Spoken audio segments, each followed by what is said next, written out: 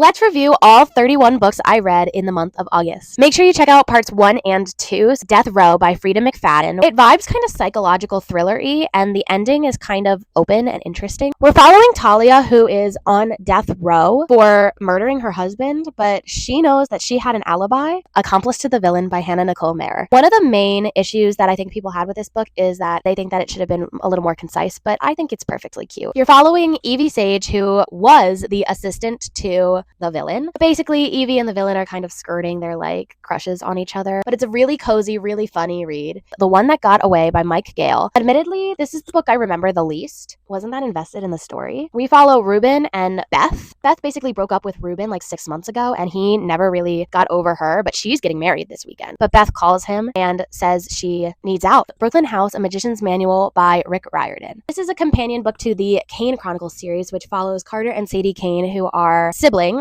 who are basically the Egyptian form of demigods in a way. I really liked this companion in terms of there was an underlying plot. If you have read the Kane Chronicles series, I would go ahead and just read through this one really quick because it kind of finishes a plot point that was lacking. Camp Half-Blood Confidential, which is another companion guide. Technically, I think this is a companion for the Trials of Apollo series. Percy and Annabeth and Nico and the gang all are making a new Camp Half-Blood orientation. I liked the stories from demigods that we haven't really seen a ton of. The Prince and the Troll by Rainbow Rowell. This whole collection is based on like fairy tales, so they're not necessarily retellings, but they're like connected to fairy tales in some way. So I never heard of this fairy tale, but this was kind of cute. It's Hazel and Grey by Nick Stone. This one was definitely an adult book and was way darker than I thought it was going to be. This is a Hansel and Gretel retelling, but they are teenagers. Definitely check the trigger warnings on this one. It's The Princess Game by Simone Chainani. This is like a dark murder mystery where there are princes and princesses. Even though they're real people, they just have like share the names of them. I will say, if you were a fan of the TV show Castle, this is definitely like gonna bring back some drawbacks for you in terms of plot lines that were on that show. A Game of Gods by Scarlett St. Clair. This is a part of the Hades x Persephone saga. So this is Hades' point of view. Though if you're interested in reading this series, find somebody's reading order to kind of help guide you along. The Cleaners by Ken Liu. It was an interesting world. You're following 3 different perspectives in this world where memories are like a tangible thing. And finally, All Superheroes Need PR by Elizabeth Stevens. This is the first book in the Supers in the City collection. You're following Vanessa and Roland. Roland is an alien who touched down on Earth as a kid with a bunch of other aliens, and as they grew up, they developed into superheroes. And Vanessa runs a PR firm, and she basically wins a bid to start doing PR for Roland. But I will say the spice at the end kind of threw me off. If you're not a spicy book person, or if you're not into like paranormal romances, you might not be into the ending of this book. And that was all 31 books I read in the month of August. Make sure you follow for more.